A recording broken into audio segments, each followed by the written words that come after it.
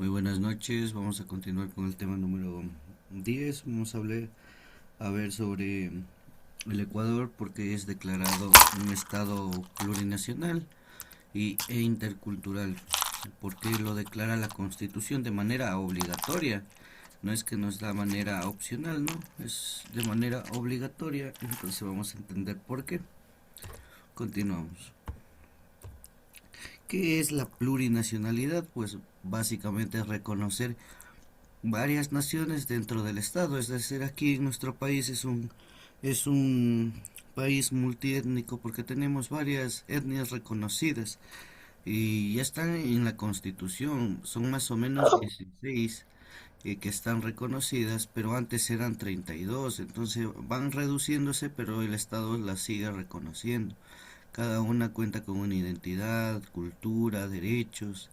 Entonces, un dato curioso es que Ecuador aquí la reconoció hasta la naturaleza como sujeto de derechos, y eso no pasa en otros lugares. Entonces, ¿qué es la interculturalidad? En cambio, es la relación respetuosa entre las culturas, como por ejemplo entre la costa y la sierra, entre la Amazonía. Ya somos muy diferentes a pesar de ser un país muy pequeñito. Entonces, la implica diálogo, aprendizaje, y sobre todo busque eliminar esa exclusión que existe. A veces hasta existe el regionalismo que es terrible, entonces es complicado. Aquí ahora en Ecuador, como les decía, en el 2008 habían 32, ahora en el 2025, el último censo que hicieron, 2024, ya se redujeron a 14 nacionalidades indígenas, ya se van reduciendo. A la final, en unos 100 años, solo va a existir la raza mestiza, nada más. Eh, pero en los pueblos que más se los escucha es el pueblo afroecuatoriano, el pueblo montubio, que básicamente la diversidad cultural que nos fortalece como identidad nacional aquí en el país. ¿Cuáles son los fundamentos de la plurinacionalidad?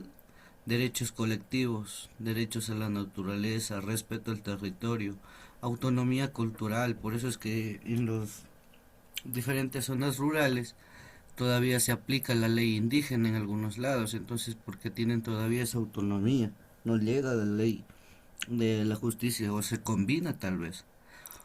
Entonces la participación política es diferenciada. Igual los derechos colectivos, la Constitución lo brinda: educación, conservación de territorios, prácticas tradicionales, justicia comunitaria, que es lo que más se hace comúnmente, sobre todo en la Sierra Centro. La justicia indígena, que es basada sobre todo en usos y costumbres, es reconocida legalmente por la Constitución del Ecuador y sobre todo busca esa armonía, esa corrección, no castigo, no busca como aquí en la ciudad hace algún delito, pues preso. Allá lo prácticamente es como que lo curaran, les hacen limpias con ortiga, puede ser doloroso, pero es su costumbre, piensan que limpian el alma, entonces es algo que está reconocido, como les digo, en la Constitución y hay que respetarlo. Igualmente la educación intercultural, aquí en las ciudades, bueno, en las grandes ciudades no se da mucho, pero en los pueblos sí, es de manera obligatoria saber eh, quichua y español, sobre todo en la Sierra Centro. Entonces se quiere mantener esas lenguas originarias. Es muy difícil porque la unificación de lenguas ya se está dando. La mayoría habla español, entonces sí es un poco complicado mantener esas lenguas tradicionales. Igual el fortalecimiento de la identidad, la participación en la política. Hemos visto cómo han aparecido grupos indígenas como la CONAGI, la Ecuarunari, la CONFENAI, si vamos a grupos políticos, Pachacuti, entonces tienen ya representación en niveles locales y nacionales. Ya tienen representación, no es que se están excluidos. Antes sí eran muy excluidos, pero ahora ya no lo son. ¿Cuáles son los aportes del modelo plurinacional? Pues siempre la inclusión, sí, eso es lo que busca la plurinacional, incluir a esas personas que por lo general a lo largo de la historia no fueron favorecidos y ahora sí lo son. El fortalecimiento cultural, el respeto a esas tradiciones como la Mama Negra, el carnaval, entonces el Inti Raymi, son fiestas tradicionales que las celebran casi en todo el país y eso demuestra la diversidad que tenemos como país, esa riqueza nacional. ¿Cuáles son los desafíos actuales? Sigue existiendo el racismo, es lo malo. A veces juzgan solo por la vestimenta. Vemos a alguien vestido con ropa indígena, tal vez ya lo juzgan de una. Ni lo conocen y ya lo juzgan. Entonces sigue ese racismo estructural. Faltan recursos para las mejoras, sobre todo en las áreas rurales. Las tensiones territoriales, se pelean por territorios, ahora es más común esto. Defienden intereses por decirlos, de cada persona, ya no como antes que se defendía lo colectivo. Ahora le sobornan al presidente le cuarrunar y el de la CONAIE y ya se calmó la situación y ya no hay paro, ya no hay nada. Entonces ya no es como antes que defendían. Y obviamente con esto la participación es muy limitada, porque ya solo se concentra el poder en los grandes líderes, en nadie más, no hay opinión para el resto de personas, entonces sí, se ha ido politizando mucho estos grupos sociales. La interculturalidad en la vida cotidiana, igual, nosotros como ciudadanos que vivimos tal vez en la ciudad, no nos sentimos tal vez identificados con ninguna, perdón, con ningún pueblo tal vez aborigen, no nos queda más que respetar esas tradiciones, respetar las fiestas, la mama negra, el carnaval, a veces hasta lo festejamos y a veces nosotros no formamos ni de la cultura de ellos. Entonces hay que valorar igual las lenguas, las fiestas aquí, como les decía, la diversidad gastronómica, artística. A pesar de ser un país muy chiquito, tenemos la diversidad más grande en el mundo por territorio. Entonces hay que aprender a valorar un poquito nuestro país. Igual en la educación fuera bueno que existieran las escuelas bilingües, que se mantengan las lenguas originarias para no perder esas tradiciones, que exista proyectos y sobre todo que se promueva el respeto, no la degrinación hacia a la persona indígena. Entonces sí tenemos todavía que mejorar mucho como sociedad. Igual los conflictos interculturales ahora se dan más, como les decía, ahora los poderes ya no están así distribuidos uniformemente, no, ahora hay un representante y a veces buscan los intereses propios, más no los colectivos, entonces siempre va a haber estas disputas territoriales, no van a estar de acuerdo, unos quieren extraer recursos naturales, otros no, otros quieren cuidar el agua, la minería, etcétera. Entonces, siempre ha existido esa necesidad de mediación, aún no se logra, porque siempre están en desacuerdo.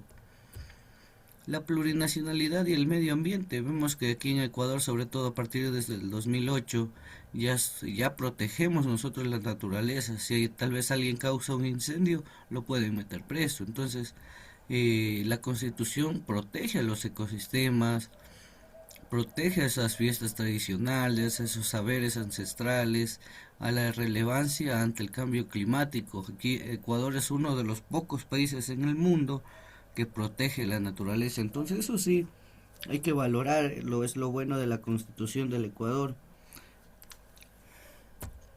Igual el summa causai, el buen vivir, lo adoptamos igual en la Constitución como filosofía indígena. O sea, es parte de los pueblos indígenas el summa causai y en la mayoría de libros educativos ya lo promocionan. Entonces eso ya está, ya forma parte de nosotros y la armonía con la comunidad y la naturaleza.